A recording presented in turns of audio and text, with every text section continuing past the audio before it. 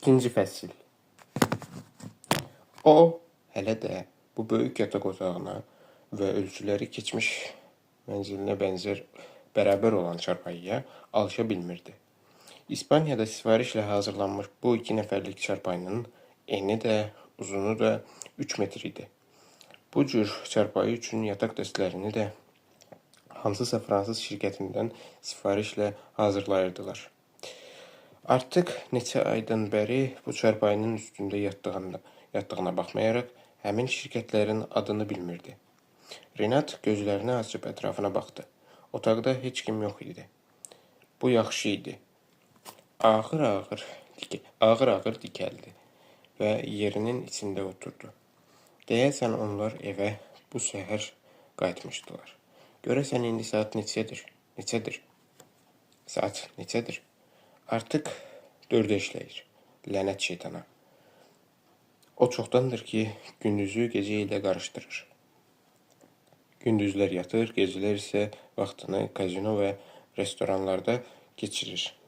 Deyəsən səhər tezdən onu xaş yeməyə aparmışdılar. İnandırmışdılar ki, xaşdan sonra başı ağrımayacaq.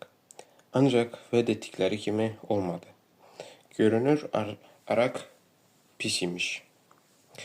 Üstəlik, boşqabı üstünə aşırmış və kostyumunu batırmışdı.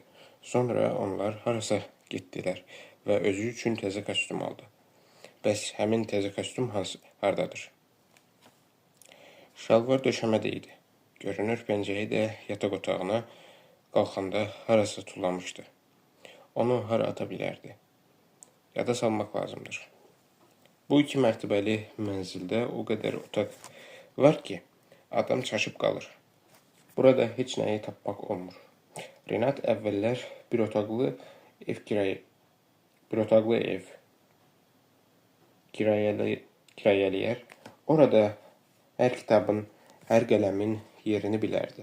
Amma indi əşyalarını tapmaq üçün bu böyük mənzildə o yan bu yana qaçır. Eyni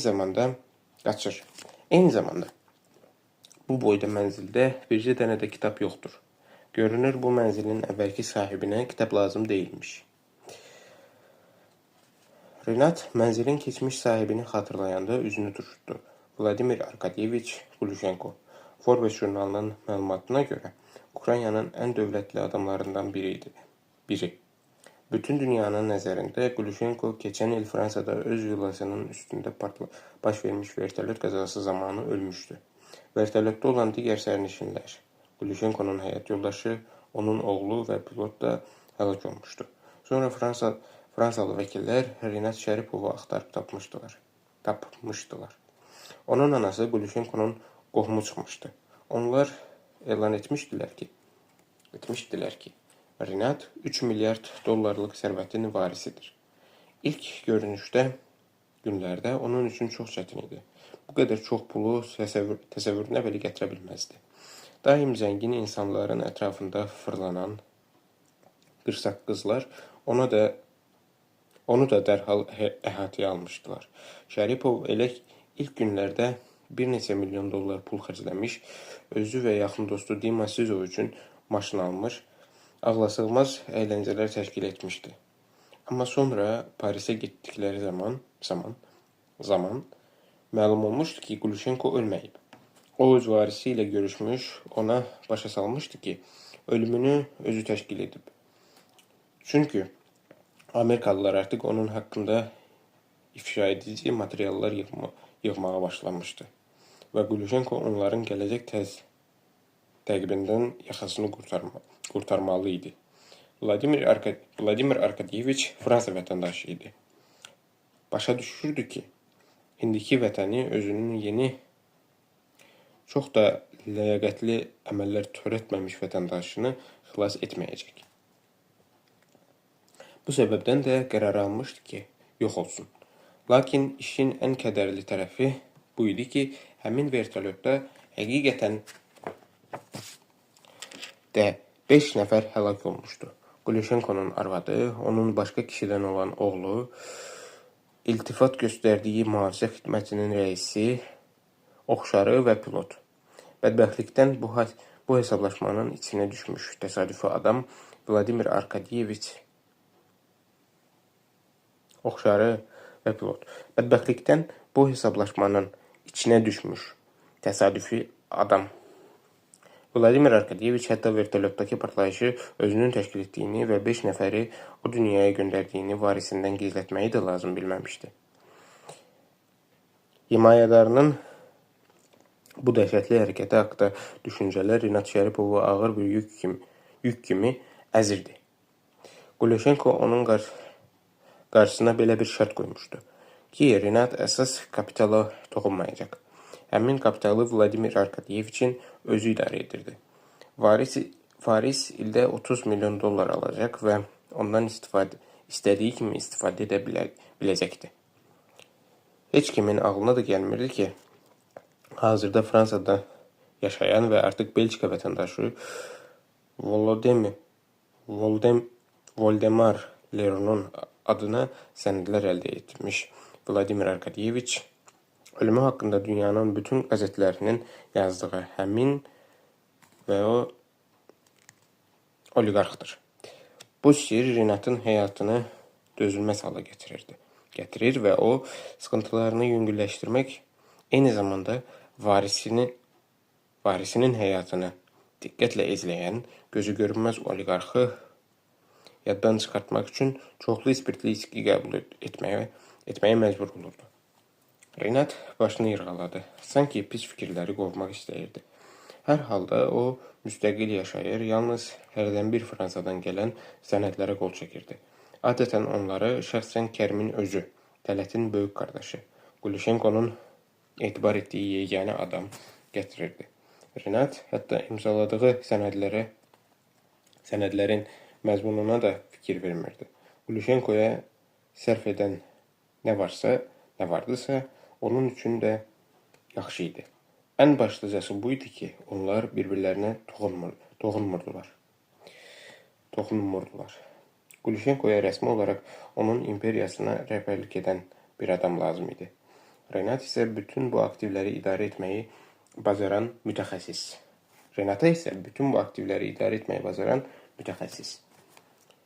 Bu işi heç kim oliqarxın özündən yaxşı görə bilməzdi. Bu səbəbdən də onlar beləcə paralel dünyalarda yaşayırdılar. Keçən ay Rinata demişdilər ki, Qulyoshenko üzündə plastik əməliyyat etdirməyə hazırlaşır. Həmin əməliyyatdan sonra onu heç kim tanıya bilməyəcək. Bəlkə Qulyoshenko onda nəhayət adam arasına çıxır, hətta Moskvaya da gələ biləcək. Rinat özünə görə narahat deyildi. O dəqiq bilirdi ki, dayısının uşağı ola bilməz. Şəripov istənilən vəziyyətdə oliqarxın bütün mirasının yeganə və qanuni varisi olacaqdı. Rinat yerindən qalxdı və dişlərini yumağa getdi. O 20 metrlik vanna otağını gözdən keçirdi. Mənzildə bir neçə belə otaq vardı.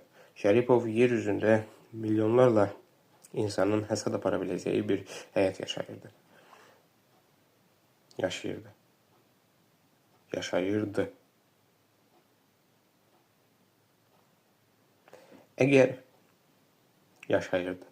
Əgər partladılmış vertolyotda tikə-tikə olan uşağı, onun anasını, bədbəxt pilotu yada salmasaydı. Əgər bu barədə xatırlamasaydı. Amma Rinat xatırlayırdı və bu onun həyatını zəhərləyirdi. O pilləkəndən gələn addım səslərinə qulaq verərək dişlərini yumağa başladı. Yəqin ki, Lida idi. Bu qadın onun tamamilə inandığı çox az adamdan biri idi. Onda Rinatın daim qadınlarda axtardığı sadiqlik vardı. O dul idi. Hərbi təyyarəçi olan əri bir neçə il bundan əvvəl həlak olmuşdu. Nəticədə filologiya elmləri namizədi olan dünya ədəbiyyatı institutunda işləyən bu qadın artıq kiçik kiçik olmayan uşaqlarının dolanışığını təmin etmək üçün əyri yollarla var-dövlət sahibi olmuş adamların evində xidmətçi kimi işləməyə məcbur olmuşdu. Lida'nın qızının 19, oğlunun isə 14 yaşı vardı. Renat onun haralarda işlədiyini və nə qədər qazandığını öyrəndikdən sonra Lida'ya $1000 maaşla təsərrüfat müdiri kimi işləməyi təklif etmiş. İnstitutdakı işinə davam etməsinə də icazə vermişdi. Qadın təkcə onun mənzilini yığışdırmaqla məşğul olmur, soyuducunun vəziyyətinə də nəzarət edir, ev sahibi üçün meyvə, ərzaq, şirə alırdı. Renatın qoyduğu bütün pulları ciddi şəkildə yalnız lazım olan şeylərə xərcləyir, alınan malların qiymətini təsdiqləyən qəbzləri isə bir qayda olaraq mətbəxdəki masanın üstünə qoyurdu. Renat isə həmin qəbzləri yoxlamadan zibil qutusuna atırdı. Bu qadın ilk baxışdan birinci tanışlıqları zamanı onun xoşuna gəlmişdi. Renat özündən hardasa 10 yaş böyük olan Lida'nı xüsusi duyğu bəslədiyi bir qadın kimi yox, etibar edə biləcəyi insan kimi bəyənmişdi. İtibarlı insan olmaq isə indiki zamanda çox böyük əhəmiyyət daşıyır. Şəripov təbiətcə laqeyd olan insanlara etibar etmir. Ətrafdakı hər şeyi yalnız qara rəngdə görən insanlara isə ümumiyyətlə inanmırdı. Renat dişlərini yuyub qutardı. Xalatını çiyninə atıb vanna otağından çıxdı. O artıq bütün vanna otaqlarında onun üçün tünd göy rəngli, qonaqlar üçün isə çəhrayı xalatların asılmasına alışmışdı.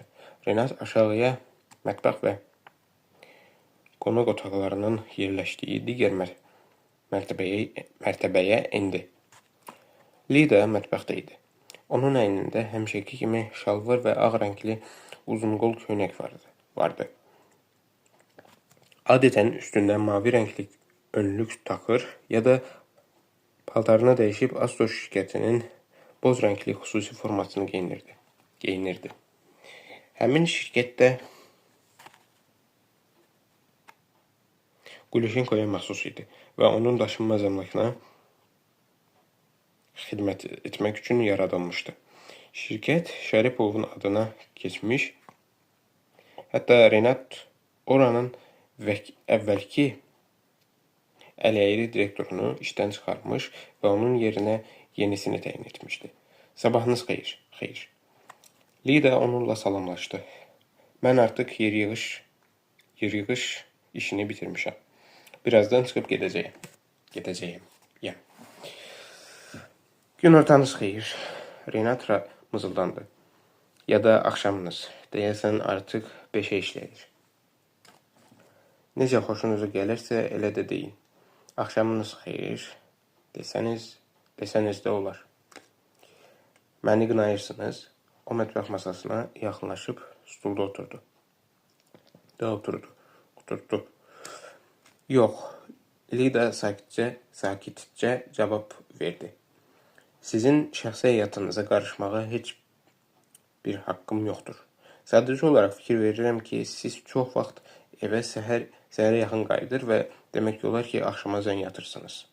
Mənə elə gəlir ki, bu cür qeyri-sağlam həyat tərzi sizin xarakterinizə, başqa adamlarla münasibətlərinizə də təsir göstərir. Bağışlayın ki, bu barədə sizinlə danışıram. Lakin özünüz dəfələrlə xahiş etmişsiniz ki, sizinlə kifayət qədər səmimi olum. Doğrudur, Renat kədərlə gülümsədi. Məni tərbiyə edin, düzəldin. Ancaq daha məni dəyişdirmək mümkün deyil. Mən artıq həddi buluğa çatmışam. Yaxşısı budur, mən sizin üçün tünd bir qəhvə dəmliyim. Lida təklif etdi. Yemək istəyirsiniz? Evdə kəsmik, xama, yoğurt, hətta aktimel Tərkibində faydalı bakteriyalar olan süd məhsulu da var. Heç nə istəmirəm. Yalnız qəhvə verin. Renat dərindən köks ötürdü. Bəlkə də Lida haqlıdır. O, böyük miras aldığını bildiyi zaman necə də gözəl planlar qururdu. Ona elə gəlirdi ki, artıq dünyanın hər yerinə səyahət edə biləcək. Ən məşhur müdriklərlə görüşəcək, kitablar oxuyacaq. Amma nəticədə Renat bir neçə dəfə xaricə getmiş, bir dəfə də Svetlana ilə səyahətə çıxmışdı. Dəbdəbəli hotel otaqlarından başqa demək olar ki, heç nə görməmişdi. Heç bir muzeydə olmamış, bircə kitab da oxumamış, özünü belə görmək istəmədiyi qohumu Glushenkodan başqa ağıllı bir adamla görüşməmişdi. Qumara çox tez aludə olmuşdu. Gecələr vaxtını kazinoda keçirirdi. Ağlasığmaz bərtxərcliyə tanışlarını və az tanıdığı adamları restorana dəvət edərək vaxtını şən keçirə bildiyi dost məclislərinə alışmışdı. Dünən səhərə yaxın yeni tanışlarından olan İqrar Vəliyev onu xas yeməyə aparmışdı. Bu yeməyi mal ayağından bişirirlər. Vəliyev izah etmişdi. Onu bütün gecə bişirirlər. Axırda qatı yağlı bulyonu xatırladan bir xörək alınır. Adətən yanında sarımsaqlı sirkə verirlər. Belə bir yeməklə çoxlu araq içmək olurdu. Buna görə də dünən o qədər çox içmişdilər. Bu da sizin qəhvənizdir. Lida böyük bir fincanı onun qabağına qoydu. Təşəkkür edirəm. Renat başını tərpətdi. Başqa bir şey lazımdır. Mən gedə bilərəmmi? Gedə bilərsiniz. O Lidaya əlavə suallar da vermək istəyirdi. Amma fikirləşdi ki, bugün üçün bu qədər danışmaq kifayətdir. Onsuz da ona ev sahibi ilə xidmətçi arasındakı ənənəvi münasibətlər çərçivəsində çıxmağa imkan verir.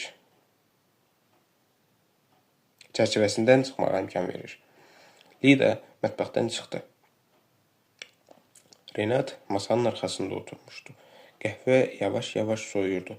Yadına düşdü ki, bir neçə adama zəng etməlidir. Ancaq etməyə də bilərdi. Beləcə masa arxasında oturmağa davam etdi. Birinci telefon zəngi çaldı. Sonra ikinci, üçüncü telefonlara da zəng gəldi. Bu mənzildə 3 ev telefonu vardı. Onların biri internetə qoşulmuşdu. İkincisi yataq otağına çəkilmişdi və ev sahibinin şəxsi nömrəsi hesab olunurdu. Yəqin ki, həmin telefona zəng edən yaxın dostu Dima Sizov idi. O məhz bu nömrəni bilirdi. Nəhayət, mobil telefonu da zəng çaldı. Lida gəlib təəccüblə masanın arxasında oturmuş Renata baxdı. Doğrudanmı o bütün zəngləri eşitmirdi? Mən gedirəm. Qadın evdən çıxmazdan əvvəl dedi. Renat heç yerindən də tərpənmədi. Lida fikirləşdi ki, sözləri ona təsir edib. Elə olsa yaxşıdır. Bu cavan oğlan axmaqcasına öz həyatını məhv edir. Halbuki deyilənə görə vaxtilə çox istedadlı bir jurnalist olub. Lida mənzildən çıxdı və qapını ehmalca arxasınca çəkib örtdü. Renat hər tərəfdən gələn zəng səslərinə qulaq asırdı. Heç bir vacib işi yox idi. Yanında yaxın bir adamı da yox idi. Arvadından ayrılmışdı. Qızı da onunla birlikdə qalırdı. Valideynləri dünyadan köçmüşdü. Atası Renat lap balaca olanda həlak olmuş, anası isə o evlənəndə vəfat etmişdi. Deyəsən bu dünyada elə bir adam yox idi ki, Renat onun xətrinə Əlini uzadıb telefonu götür. Telefonun dəstəyini qaldırdı. Soyunmuş qəhvəyə baxdı. Bir-iki qurtum içib üzünü turşutdu. Səhərki xaşla araqdan sonra soyunmuş qəhvənin heç yeri yox idi. Renat yerindən qalxdı. Soyuducuya yaxınlaşıb təzə portağal şirəsi olan qrafini götürdü. Süzüb stəkanı başına çəkdi. Fikirləşib bir stəkan da içdi. Sonra qayıdıb bayaqki yerində oturdu. Telefonlar dalbadal zəng çalırdı. O nəhayət şəhər telefonunun dəstəyini qaldırdı. Eşidirəm. Renat narazı səslə bildirdi. Siz hara yox olmusunuz? Dəstəkdə vəkil İosif Borisoviç Plavnikin səsi eşidildi. Nə baş verir? Düz 1 saatdır ki, zəng edirəm. Sizi tapmağa çalışıram. Nə olub? Bu Leroux kimdir belə? Voldemar Leroux. Parisdən bizim vəkillər zəng vurmuşdular. Monsieur Durmont heyrət içindədir. Siz Fransadakı aktivlərinizin idarə olunmasına aid bütün hüquqları həmin Leroux'a vermişsiniz. Bütün sənədlər notarial qaydada təsdiq olunub. Üstəlik, sizin Fransadakı vəkillərinizin iştirakı olmadan, məgər bu qanunla qadağandır, məgər mən vəkillərimin iştirakı olmadan istədiyimi edə bilmərəm? Əlbəttə edə bilərsiniz, amma necə olub ki, siz bu cür sənədləri imzalamısınız?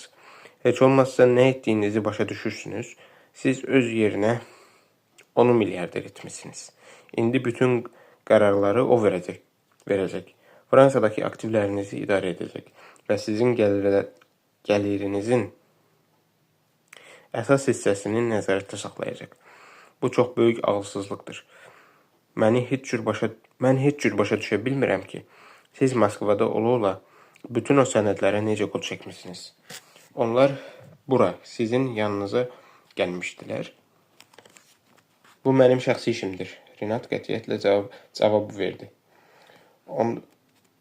Onda deyin görüm, axı bu Leroux kimdir? Siz onu haradan tapmışsınız? Haradan qazıb çıxarmışsınız? Sizin mərhum dayınızın yaxın adamları arasında heç vaxt belə bir adam olmayıb. Mən sizi onunla tanış edərəm. Renat söz verdi. Amma indi yox, sonra. Lütfən tanış edin. Aydın idi ki, Plavnik əsəblərini çətinliklə cilovlayır. Ümumiyyətlə, biz uzun müddətli münasibətlərimizi bundan sonra necə davam etdirməli olduğumuzu başa düşməliyik. Əgər mənim kimi, yaxud Durmont və Leclerc kimi vəkillər sizi qane etmirsə, bu barədə bizə açıq şəkildə deyə bilərsiniz. Siz məni qane edirsiniz. Renat yorğun halda bildirdi. Ancaq mənim öz mülahizələrim də ola bilər. Şübhəsiz, Yosif Borisoviç dərhal razılaşdı. Lakin siz heç olmazsa belə mühüm məsələlərdə bizimlə məsləhətləşməlisiniz. Amma indi hansısa naməlum bir vəkil peyda olub və siz və həmin naməlum Leroux'un maraqlarını o təmsil edəcək. Monsieur Durmont'un necə bir vəziyyətdə olduğunu təsəvvür edin. Təsəvvür edirəm. Renat dedi və özünü turşutdu.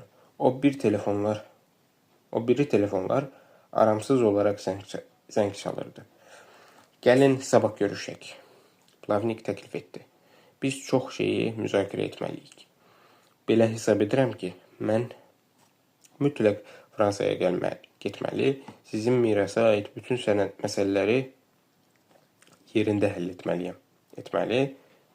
Necə istəyirsiniz, elə də edin. Renat onun sözünü kobudluqla kəsdi.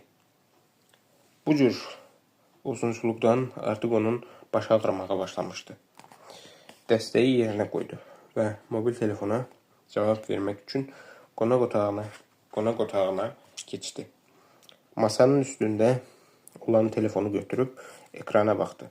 Bu, onun şəxsi katibi Tamaranın nömrəsi idi. O, vəkil Plavnik tərəfindən Şəripova təhkim olunmuşdu. Hər vaxtınız xeyir, Renat Ravilyeviç. Tamara xoş əhvalla sözə başladı. Dünən vaxtınızı necə keçirdiniz? Çox yaxşı. Sən məhz bunu öyrənmək üçün zəng eləmisən. Sizin özünə məxsus yumorunuz var. Həmişəki kimi Monsieur Leroux haqqında soruşmaq istəyirdin. Bu cür yeniliklərdən mütləq mənim xəbərim olmalıdır. Əsəbləşmiş vəkillər Fransadan bizə zəng edirlər. Siz tamamilə yad adamlara ağlasılmaz etibarnamələr verirsiniz. Bəlkə o adam fırıldaqçıdır?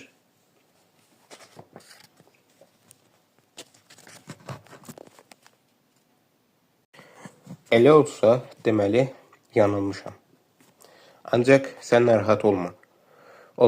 İstənilən halda maaşını alacaqsan. Mən ona bütün pullarımı etibar etməmişəm.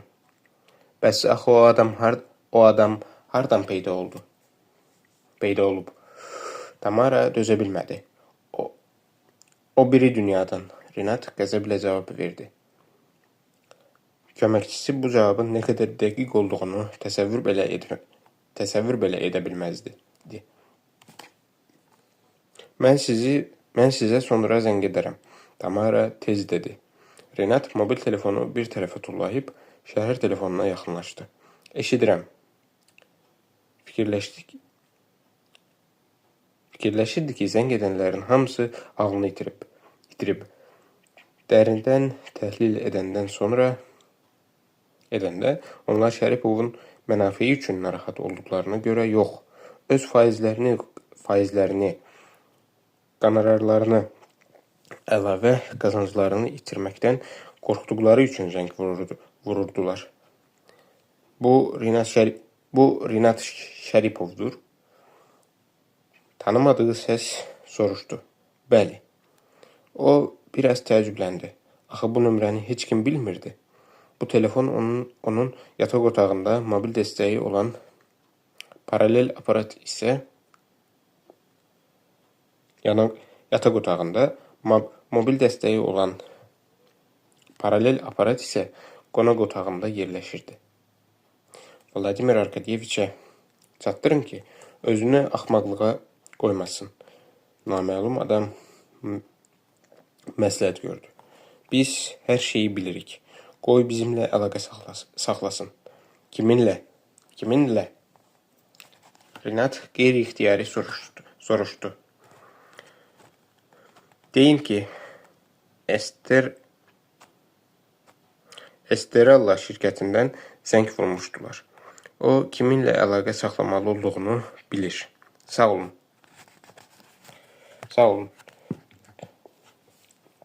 Danışan adam dəstəyi qoydu. Renat üzünü turşutdu. Hadisələrin bu cür cərəyan etməyini gözləmirdi. Bu adam kim idi? O, Gulüşenko barədə haradan öyrənmişdi? Bu Estrella şirkəti nə işlə məşğul olurdu? Adətən internetə qoşulu olan digər telefon da zəng çalırdı. Bu nömrəni də demək olar ki, heç kim bilmirdi.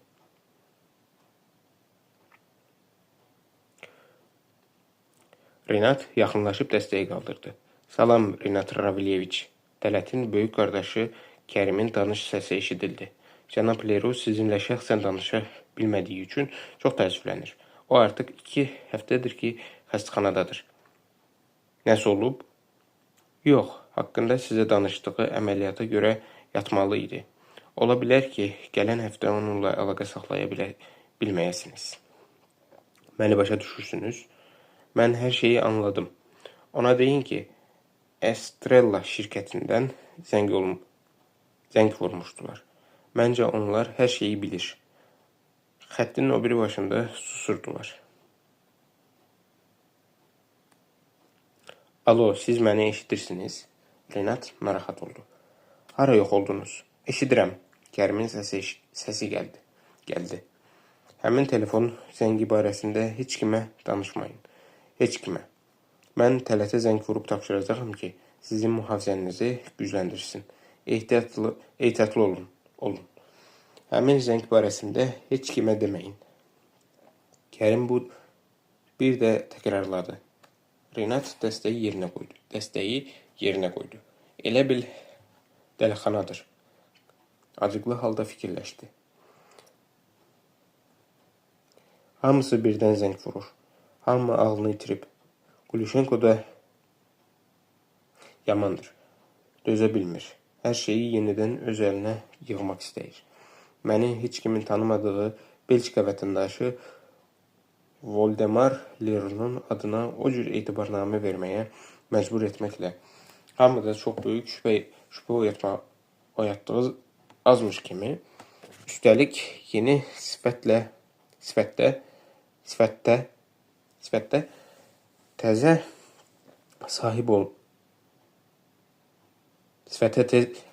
tez sahib olmaq üçün əməliyyat etdirməyə tələsir. Arvadının və oğlunun ölümündən sonra ruhi rahatlığının qayğısına qalmaqdansa ilk növbədə öz pullarının fikrini çəkir. Bax, elə ona görə də o bu qədər varlıdır. Sən isə o qədər kasıb idin. Renat birdən fikirləşdi. Dayısı pula görə ruhunu şeytana satmağa, ətrafındakilərin hamısını öldürməyə, özünün dəfn mərasimini təşkil etməyə, yolunun üstündə dayanan hər kəsi əzib keçməyə hazırdır. Elə ona görə də milyardlara sahibdir. Renat isə bu yaxınlara dək maaşa qədər dolana bilmək üçün başqalarından borc alan, keçmiş arvadına uşağa görə cüzi məbləğdə aliment verən adi bir jurnalist idi. Aralarındakı fərq də elə oradan yaranır. Yenə mobil telefona zəng gəldi. Bu lap ağ oldu. O əsəbi halda telefonu götürdü. Tələt idi. Parisdən Kərim zəng vurmuşdu. Mühafizəçi bildirdi. Dedi ki, sizin mühafizənizi gücləndirmək lazımdır. İcazə versəydiniz, Astordan 4 mühafizəçi də göndərərdim. Mühafizəçi də götürərdim. Götür. Renat razılaşdı. Başı əvvəlki kimi ağrıyırdı. Geniş küçəyə açılan böyük pəncərəyə yaxınlaşdı. Buradan çox gözəl mənzərə görünürdü. Estrella birdən xatırladı. Bircə bu çatmırdı.